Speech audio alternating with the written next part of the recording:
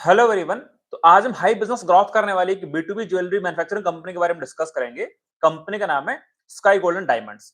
तो इस कंपनी को डिटेल में एनालिसिस करने के लिए इस पूरे डिस्कशन को लगभग 4 से 5 पार्ट में रखेंगे। फर्स्ट हम लोग ये डिस्कस करेंगे इस कंपनी की मैनेजमेंट की तरफ से FY26 के लिए अपने बिजनेस को ग्रोथ करने का किस तरह का गाइडेंस था। देन एक्चुअल में Q4 FY26 एंड साथ में FY26 के अंदर अपने बिजनेस का एक्चुअल में किस तरह से ग्रोथ का डिलीवरी दिया है, जो गाइडेंस दिया था क्या उसको अचीव किया है या फिर उसको अंडर अचीव किया है। देन ये डिस्कस करेंगे कि अपकमिंग ईयर्स के लिए एंड FY27 के लिए स्पेसिफिकली मैनेजमेंट की तरफ से अपने बिजनेस को किस तरह से ग्रोथ करने का गाइडेंस है। एंड लास्टली इस कंपनी का एक वैल्यूएशन एनालिसिस करके इस कंपनी को हम लोग एक अपॉर्चुनिटी या फिर एक डील के पर्सपेक्टिव से भी यहाँ पे डिस्कस करने की कोशिश करेंगे, ताकि ये पता लगाने की कोशिश करेंगे कि यहाँ पे इस कंपनी में यहाँ पे किस तरह की डील यहाँ पे बनती हुई नजर आ रही है। तो फर्स्ट पॉइंट यहाँ पे पिक करते हैं, लाइक कंपनी की मैनेजमेंट की तरफ से FY26 के लिए अपने बिजनेस को किस तरह से ग्रोथ करने का गाइडेंस था। मैनेजमेंट ने शुरुआत में गाइडेंस दिया था कि हम लोग FY26 के अंदर लगभग 5500 करोड़ रुपीस का रेवेन्यू अचीव करेंगे, जबकि Q3 की कॉन कॉल के अंदर उस गाइडेंस को बढ़ा के लगभग 6100 करोड़ रुपीस के रेवेन्यू का कर दिया था। बात करें EBITDA मार्जिन के गाइडेंस के पर्सपेक्टिव से, तो मैनेजमेंट का गाइडेंस था कि हमारा EBITDA मार्जिन लगभग 7% के आसपास में रहेगा, 7% के आसपास में। बात करें पैट मार्जिन के गाइडेंस के पर्सपेक्टिव से, तो मैनेजमेंट का गाइडेंस था हमारा पैट मार्जिन लगभग 4 से 4.5% के बीच में रहेगा। एंड यदि बात करें हम लोग बाकी के कुछ और पैरामीटर के बारे में, लाइक यू कैन से इनका जो आप कह सकते हो कि एडवांस गोल्ड मॉडल वाला जो मॉडल था उससे बहुत कम रेवेन्यू सेगमेंट आता था। तो मैनेजमेंट का गाइडेंस था कि हम लोग कैसे ना कैसे करके इसको FY26 FY27 तक लगभग 10% ऑफ यू कैन से एडवांस गोल्ड मॉडल तक अचीव करने की हम लोग यहाँ पे एक्सपेक्टेशन रख रहे हैं। तो यहाँ पे ऐसे जो स्पेसिफिक गाइडेंस नहीं था, और जो मेजर 3 गाइडेंस थे आपके रेवेन्यू ग्रोथ को लेके, EBITDA मार्जिन को लेके एंड साथ में आपके यू कैन से पैट मार्जिन को लेके इस पर्सपेक्टिव से थे। अब देखते हैं जो मैनेजमेंट ने यहाँ पे एक्चुअल डिलीवरी दी है यू कैन से Q4 FY26 के रिजल्ट के अंदर एंड साथ में FY26 के होल रिजल्ट के अंदर वो किस तरह से डिलीवरी दी है। बिकॉज FY25 में इनका टोटल रेवेन्यू था लगभग 3500 करोड़ रुपए के आसपास में। तो मैनेजमेंट शुरुआत में 5500 करोड़ रुपीस का टारगेट कर रहा था, उसके बाद में गाइडेंस को बढ़ा के 6100 करोड़ रुपीस का कर दिया था, मतलब लगभग 75 से 80% के आसपास में रेवेन्यू ग्रोथ का वो टारगेट कर दिया था। तो वो थोड़ा यू कैन से बड़ा ज्यादा ही यू कैन से गाइडेंस था रेवेन्यू ग्रोथ के पर्सपेक्टिव से। तो एक बार देखते हैं जो मैनेजमेंट ने यहाँ पे यू कैन से अपना एक प्रेजेंटेशन शेयर किया है, उसको मैं एक बार यहाँ पे प्रेजेंट करने की कोशिश कर रहा हूँ, ताकि हमें क्लैरिटी मिल जाए कि यहाँ पे जो गाइडेंस को इंक्रीज किया उसको यहाँ पे रियल में डिलीवरी किया है या फिर डिलीवर नहीं किया है। तो यहाँ पे जो मैंने डेटा आपको प्रेजेंट किया आई थिंक आपको यहाँ पे दिखाई पड़ रहा होगा। फर्स्टली बात कर लेते हैं Q4 FY26 के पर्सपेक्टिव से, तो वाई इन वन का रेवेन्यू यहाँ पे लगभग 81% से ग्रोथ किया है। एंड बात करें आपके EBITDA के पर्सपेक्टिव से, तो इनका EBITDA के अंदर यहाँ पे अच्छा खासा ग्रोथ दिखाई पड़ रहा है 23% के आसपास में। जो उनका Q4 FY26 में EBITDA मार्जिन दिखाई पड़ रहा है लगभग 7.4% के आसपास में इनका मार्जिन दिखाई पड़ रहा है। जो इनका गाइडेंस था लगभग 7% के आसपास का, उसको यहाँ पे साफ-साफ अचीव करते हुए नजर आ रहे हैं।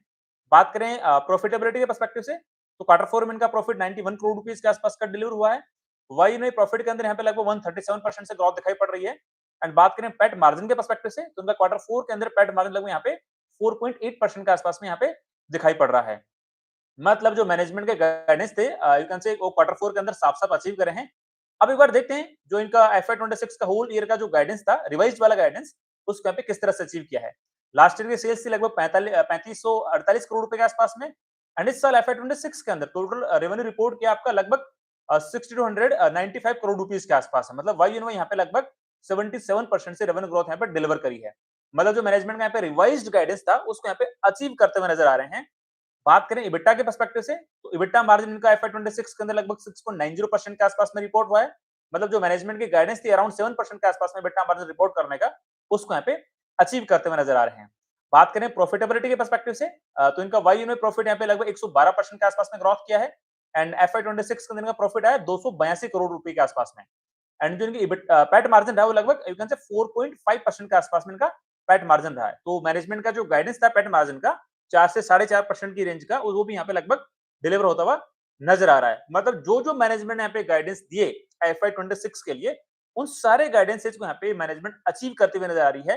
एंड साथ में रेवेन्यू के नंबर में तो यहाँ पे ओवर अचीव किया है, एंड पैट मार्जिन के पर्सपेक्टिव से यहाँ पे जो उनका गाइडेंस का अपर रेंज था उसको यहाँ पे अचीव करते हुए नजर आ रहे हैं। अब मैनेजमेंट ने थोड़ा यहाँ पे एक और कमेंट्री दी है अपने बिजनेस के पर्सपेक्टिव से, एक बार उसको भी थोड़ा और डिस्कस कर लेते हैं। आप लोगों को याद होगा Q3 की कॉन कॉल में मैनेजमेंट ने बोला था कि हम लोग FY27 के अंदर हमारा cash flow from operation positive कर लेंगे, एंड हम लोग यहाँ पे सैलरी विड्रॉ नहीं करेंगे। जो हमारा CFO पॉजिटिव बनेगा, जो ऑपरेशन से कैश हम लोग जनरेट करेंगे, उसी को एज ए डिविडेंड के रूप में हम लोग डिस्ट्रीब्यूट करेंगे, बिकॉज हमारे प्रमोटर्स की होल्डिंग यू कैन से मोर देन 50% के आसपास में है। तो हमको भी एक बेटर डिविडेंड आएगा, तो हम लोग उस डिविडेंड को एज ए सैलरी के रूप में कंसिडर करेंगे। तो एक बहुत अच्छा इनका स्ट्रेटेजी था कि हम लोग डायरेक्ट सैलरी विड्रॉ ना करके कंपनी से डिविडेंड के रूप में एक तरह से इनकम लेना चाहते हैं, उसके लिए आपको सीएफओ पॉजिटिव करना पड़ेगा। और जब अपना ऑपरेशन से कैश जनरेट कर पाओगे पॉजिटिव में, यदि वो होता है तो आपकी कंपनी के लिए बहुत अच्छी चीज होगी, बिकॉज FY25 के अंदर आपका यू कैन से सीएफओ नेगेटिव था, नेगेटिव 272 करोड़ रुपए के आसपास का था। तो मैनेजमेंट ने साफ-साफ लिखा है कि FY26 के अंदर हम लोग न्यूट्रल सीएफओ तक पहुंचने का हम लोग प्लान कर रहे थे, तो यहाँ पे लगभग नेगेटिव 45 करोड़ रुपीस का सीएफओ बना है। एंड दे आर एक्सपेक्टिंग कि FY27 के अंदर हम लोग यहाँ पे लगभग 180 करोड़ से लगभग 225 करोड़ रुपीस के आसपास का पॉजिटिव सीएफओ यहाँ पे प्रेजेंट करेंगे। मतलब यदि ऐसा हो गया तो आप ये देखो, एक B2B मैन्युफैक्चरिंग कंपनी यदि वो सीएफओ पॉजिटिव कर लेती है, वो भी लगभग 200 करोड़ रुपए के आसपास का, इट्स ए बिग डील। एक B2B मैन्युफैक्चरिंग कंपनी के लिए 200 करोड़ रुपीस का सीएफओ, जब आपका पैट लेट से यू कैन से 300 साढ़े 300 करोड़ रुपीस के आसपास में हो, मतलब आपका प्रॉफिट का लगभग 60-70% आप यहाँ पे सीएफओ के अंदर कन्वर्ट कर रहे हो, it's a very very big deal. Because manufacturing companies के अंदर यू कैन से इनके रिसीवेबल्स पड़े रहते हैं इनके क्लाइंट्स के पास में, पर स्टिल जो मैनेजमेंट यहाँ पे फिर से एक बार गाइडेंस दिया है 27 के लिए लगभग 200 करोड़ रुपीस के आसपास का सीएफओ पॉजिटिव करने का, बहुत अच्छा गाइडेंस। यदि इसको अचीव कर लेते हैं तो यू कैन सी इस कंपनी को फिर एक अलग नजरिए से देखा जाएगा, बिकॉज बहुत ऐसी कम ही B2B मैन्युफैक्चरिंग कंपनीज होती हैं जिनका सीएफओ आपका यू कैन से नेट प्रॉफिट का यू कैन से 60-70% यहाँ पे जनरेट हो जाता है। एंड साथ में लास्ट कॉन कॉल के अंदर मैनेजमेंट ने कोई गाइडेंस दिया था, लाइक अपना स्काई गोल्ड 3.0 के पर्सपेक्टिव से जो FY30 तक का इनका विजन था, जिसके अंदर ये लोग यू कैन से लगभग 18,000 से 19,000 करोड़ रुपीस का रेवेन्यू टारगेट कर रहे थे। मतलब यू कैन से FY26 का जो रेवेन्यू उसका 3x के आसपास रेवेन्यू का टारगेट था। एंड साथ में इनका जो प्रॉफिटेबिलिटी का गाइडेंस था लगभग 950 करोड़ रुपीस के आसपास का, वो भी इन लोगों का गाइडेंस था FY30 में अचीव करने का। एंड साथ में लोग FY30 तक यू कैन से एडवांस गोल्ड मॉडल को अपने टोटल वॉल्यूम का लगभग 20% कंट्रीब्यूट करना चाह रहे थे। तो इन लोगों ने एक आपका एक नया लैंड लिया था अपनी कैपेसिटी को एक्सपांड करने के लिए। उस लैंड को इन लोगों को बेचना पड़ रहा है। ये लोग कहना चाह रहे हैं कि हम लोग एसेट हेवी बिजनेस मॉडल से एसेट लाइट बिजनेस मॉडल में जाएंगे, मतलब लीज पे कोई मैन्युफैक्चरिंग फैसिलिटी ले लेंगे या फिर लीज पे कोई लैंड ले लेंगे, वहां पे हम लोग कुछ हमारा यू कैन से फैसिलिटी मैन्युफैक्चर करा लेंगे या फिर बनी बनाई कोई फैसिलिटी ले लेंगे, वहां पे हम हमारा कैपेक्स कर लेंगे।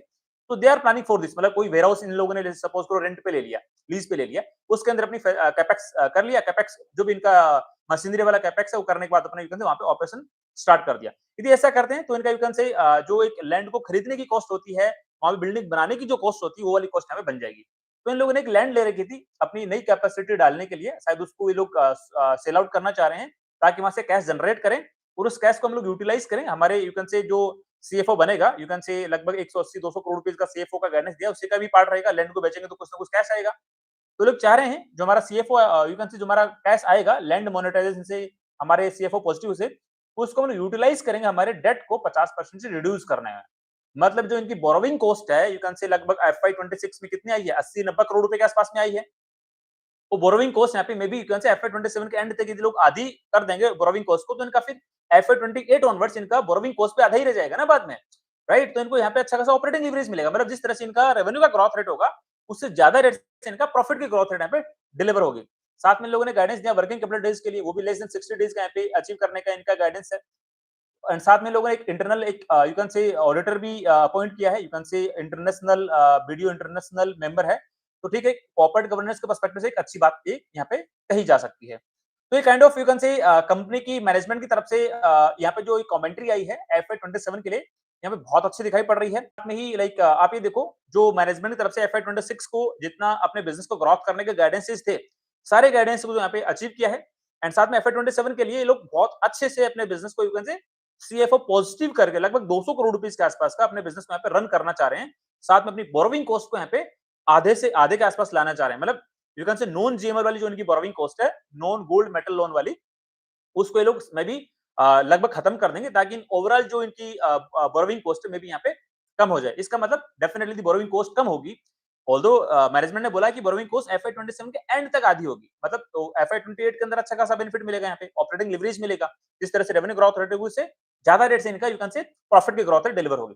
एंड साथ में जो FY30 का जो गाइडेंस है, यू कैन से अपने रेवेन्यू को FY26 के कंपैरिजन में 3x करने का, जो प्रॉफिट 282 करोड़ है उसको बढ़ा के लगभग 950 करोड़ रुपीस का करने का, मतलब प्रॉफिट को भी 3.5 गुना करना। नेक्स्ट 4 साल के अंदर ये लोग अचीव करना चाह रहे हैं। रेवेन्यू 3x करना चाह रहे हैं, प्रॉफिट यहाँ पे लगभग 3.5 गुना करना चाह रहे हैं।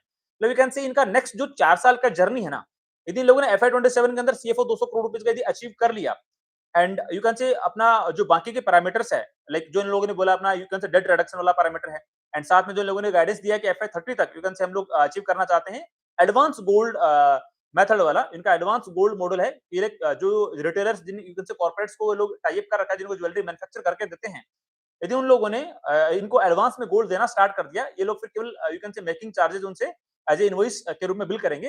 यदि ऐसा हो गया तो डेफिनेटली इस कंपनी का सीएफओ कंसिस्टेंटली यू कैन से पॉजिटिव बन सकता है अपकमिंग सारे ईयर्स के अंदर। और ये लोग ऐसा करते हैं, मतलब नेक्स्ट 4 साल के अंदर कंपनी का यू कैन से रेवेन्यू के ग्रोथ रेट में भी यू कैन से रेवेन्यू 3 गुना के आसपास करना चाहते हैं, तो डेफिनेटली इनको अपना रेवेन्यू ग्रोथ रेट लगभग 30 से 35% consistently Y on Y achieve करना पड़ेगा। एंड साथ में ही यू कैन से इनका प्रॉफिट हर साल लगभग यू कैन से 35-40% के आसपास में ग्रोथ करने की पॉसिबिलिटी यहाँ पे बनती है। बिकॉज मैनेजमेंट ने जो गाइडेंस दिया है अपना FY30 के लिए, पैट मार्जिन का गाइडेंस लगभग 5.25% का दिया है। करंटली इनका जो पैट मार्जिन लगभग 4.5% के आसपास में है। तो यदि ऐसा होता है तो अलोंग विद टाइम इनको यू कैन से ऑपरेटिंग लिवरेजेस मिलता रहेगा एंड साथ में इनका यू कैन से प्रॉफिट की ग्रोथ रेट इनके रेवेन्यू की ग्रोथ रेट से ज्यादा डिलीवर होगी। मतलब मैनेजमेंट यहाँ पे मेरे को थोड़ा यू कैन से ग्रोथ का भूखा दे भूखा यू कैन से भूख होते हैं किसी मैनेजमेंट के अंदर ग्रोथ करने के लिए, वहां पे साफ साफ झलक रही है। और क्वालिटी वाली ग्रोथ करना चाहते हैं, क्वालिटी वाली रेवेन्यू ग्रोथ करना चाहते हैं। बिकॉज लास्ट कॉन कॉल के अंदर क्या कहा था मैनेजमेंट ने कि हम लोगों ने यू कैन से sky gold 1 sky gold 2.0 first के अंदर हम लोग हमारे कैपेबिलिटीज बिल्ड करना चाह रहे थे। स्काई गोल्ड 2.0 के अंदर हमने बहुत सारे कॉर्पोरेट्स को ऑनबोर्ड किया, बहुत हैवी रैपिड हमने बिजनेस ग्रोथ करके दिखाई। आपको पता है 2022 23 24 के अंदर कंपनी अराउंड लाइक 80% 100% के आसपास में रेवेन्यू ग्रोथ डिलीवर किया करती थी। अभी यू कैन से FY26 के अंदर इनका गाइडेंस तो लगभग यू कैन से 50% के आसपास का ही था, बट बाद में इसको रिवाइज करके यू कैन से 77% की रेवेन्यू ग्रोथ इन लोगों ने डिलीवर करी है। बट अपकमिंग ईयर्स के अंदर इसका रेवेन्यू की ग्रोथ रेट वही 30 से 35% के आसपास रहेगी। एंड हाँ, ऑपरेटिंग लेवरेज मिलेगा बिकॉज इनके पैट मार्जिन यू कैन से इंक्रीज होता रहेगा, बिकॉज इनकी बोरोविंग कॉस्ट है वो रिड्यूस हो जाएगी। एंड साथ में EBITDA मार्जिन के अंदर एक्सपेंशन दिखाई देना पड़ेगा, बिकॉज इनका एडवांस गोल्ड मॉडल जैसे जैसे ग्रो करेगा वैसे वैसे यू कैन से इनको EBITDA मार्जिन के अंदर एक्सपेंशन थोड़ा यहाँ पे दिखाई पड़ सकता है। और बोरोविंग कॉस्ट कम होगी तो इनका यू कैन से इंटरेस्ट कॉस्ट कम, इंटरेस्ट वाला कंपोनेंट कम जाएगा।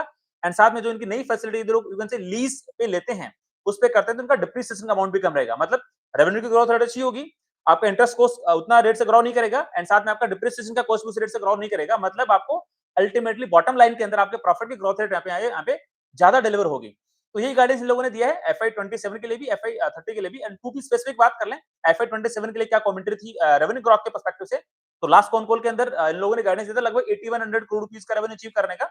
ऑल्दो Q4 के रिजल्ट के बाद में अभी कॉन कॉल नहीं हुई है, आई थिंक कल उनकी कॉन कॉल है। तो एक बार यदि कॉन कॉल में कुछ डिफरेंट पॉइंट ऑफ व्यू हो गए तो डेफिनेटली दोबारा डिस्कस कर लेंगे।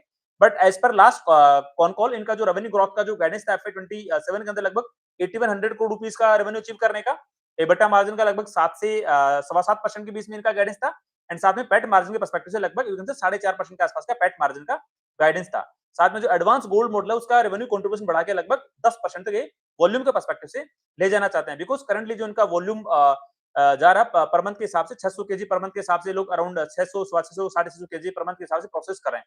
इनके पास कैपेसिटी कितनी है 1200 केजी पर मंथ गोल्ड को प्रोसेस करने की। तो ऐसे कैपेसिटी तो इनके पास में काफी सारी है, तो कैपेसिटी के पर्सपेक्टिव से दिक्कत नहीं है। बट ठीक है, आने वाले 1-2 साल बाद में इनको कैपेसिटी चाहिए होगी तो डेफिनेटली उसके लिए लोग अभी अभी से प्लानिंग करना स्टार्ट कर रहे हैं। तो हमने डिस्कस किया कि इस कंपनी का आगे का बिजनेस आउटलुक यहाँ पे किस तरह से दिखाई पड़ता है। अब एक बार इस कंपनी को थोड़ा वैल्यूएशन एनालिसिस करके भी देख लेते हैं कि यहाँ पे किस तरह की डील बनती हुई नजर आती है। तो कंपनी की करंटली मार्केट कैप कितनी है, लगभग 7,500 करोड़ रुपए के आसपास में। एक्सपेक्टेड रेवेन्यू टारगेट क्या है FY27 का, 8,100 करोड़ रुपए के आसपास में। एक्सपेक्टेड पैट मार्जिन कितना रहेगा, लगभग 4.5% के आसपास में, मतलब वही 4.25 4.4%, लगभग 4.5% के आसपास में। तो इनका प्रॉफिट अमाउंट कितना बन जाएगा, इनका प्रॉफिट अमाउंट बन जाएगा लगभग 350 करोड़ रुपए, 360 करोड़ रुपए, 370 करोड़ रुपए के आसपास में। मोटा मोटी एक रेंज कर लो, 350 से 380 करोड़ रुपीस के आसपास इनका पैट बन सकता है। बिकॉज ये लोग अपनी बोरोविंग कॉस्ट भी तो कम कर रहे हैं ना FY27 के अंदर, तो इनका इंटरेस्ट का कंपोनेंट भी कम जाएगा। तो इंटरेस्ट का कंपोनेंट कम जाएगा तो डेफिनेटली पैट मार्जिन थोड़ा इंप्रूव होगा। तो डेफिनेटली इनका यू कैन से पैट का अमाउंट मे बी 350 करोड़ से यू कैन से लेके यू कैन से 370 380 करोड़ रुपए के आसपास में पहुंच सकता है। तो यदि फॉरवर्ड पैट लेट से यू कैन से 360 करोड़ रुपीस एज्यूम करें तो इस कंपनी का फॉरवर्ड पी रेशियो कितना आएगा, तो फॉरवर्ड पी रेशियो के लिए जो कंपनी के करंट मार्केट कैप है उसके अंदर फॉरवर्ड पैट अमाउंट का डिवाइड करना पड़ेगा। तो इसका फॉरवर्ड पी रेशियो आता है लगभग 20 के आसपास में, 7500 करोड़ रुपीस की मार्केट कैप। यदि प्रॉफिट अमाउंट 360 करोड़ रुपीस है FY27 का एक्सपेक्टेड, तो फॉरवर्ड पी आएगा लगभग 20 के आसपास का। बिजनेस ग्रोथ कितनी एक्सपेक्टेड है FY26 के बेस पे FY27 के अंदर, लगभग 30 से 35% के आसपास में। तो इसको मैं डिवाइड करता हूं तो इसके कंपनी का फॉरवर्ड पैक रेशियो कितना बनेगा, 0.6 से 0.7 के आसपास में। तो आप ये देखो, एक ऐसी यू कैन से ज्वेलरी मैन्युफैक्चरिंग करने वाली B2B कंपनी जो यहाँ पे यू कैन से FY27 के अंदर अपने बिजनेस को 30 से 35% से ग्रोथ करा सकती है। एंड यू कैन से साथ में अपना जो कैश फ्लो फ्रॉम ऑपरेशन लगभग 200 करोड़ रुपीस का अचीव करने का टारगेट कर रही है एंड साथ में अपनी जो बोरोविंग्स है उसको यहाँ पे लगभग आधा करना चाह रही है। मतलब इन सारे पैरामीटर को देखें तो यहाँ पे यू कैन से लाइक हमारा एक जो पर्सपेक्टिव होता है कि हम लोग वो B2B मैन्युफैक्चरिंग कंपनीज को हमेशा प्रीफर करने की कोशिश करते हैं। तो यू कैन से 30-35-40% के आसपास हमने बिजनेस को ग्रोथ कराए, सीएफओ पॉजिटिव बनाए एंड साथ में इन कंपनीज का स्टॉक यहाँ पे एक अट्रैक्टिव वैल्यूएशन यू कैन से फॉरवर्ड पैक रेशियो पर्सपेक्टिव से 0.6, 0.7, 0.8 के आसपास में ट्रेड करते हुए नजर आती हो। तो उस वाले पर्सपेक्टिव से कंपनी मेरे को यहाँ पे ठीक-ठाक बहुत अच्छी यू कैन से वैल्यूएशन पे यहाँ पे ट्रेड करती हुई नजर आती है। यू कैन से लाइक ये जस्ट मैंने एक मेरा पर्सपेक्टिव दिया है इस कंपनी के बारे में। ये मेरी तरफ से कोई स्टॉक रिकमेंडेशन बिल्कुल भी नहीं है। आप लोगों ने खुद की रिसर्च करना, खुद का एनालिसिस करना एंड जो आपके इन्वेस्टमेंट एडवाइजर हैं उनसे डिस्कस करके डिसाइड करना कि आपको इस कंपनी को अपनी वॉच लिस्ट का पार्ट बनाना है या फिर पार्ट नहीं बनाना है। बिकॉज़ मैं बारी-बारी से आप लोगों को कहता रहता हूँ कि I am not a SEBI registered research analyst, I am not a SEBI registered investment advisor, so I am not authorised to give any stock recommendation. मेरा केवल इतना ही टारगेट होता है, कितना इंटेंट होता है कि मैं आप लोगों को इतना सिखा दूं, इतना समझा दूं कि आप लोग भी as a independent growth investor बन के अपने पोर्टफोलियो का डिसीजन इंडिपेंडेंटली खुद से ले सको। तो ठीक है, आज के वीडियो में इतना ही। यदि आपके कोई डाउट्स है, क्वेरी है तो डेफिनेटली आप कमेंट सेक्शन में लिख सकते हो। आई विल ट्राई कि मैं वहां पे आपको रिस्पॉन्स करने का ट्राई करूंगा। तो हम लोग फिर मिलते हैं नेक्स्ट वीडियो में, तब तक के लिए बाय बाय, थैंक यू।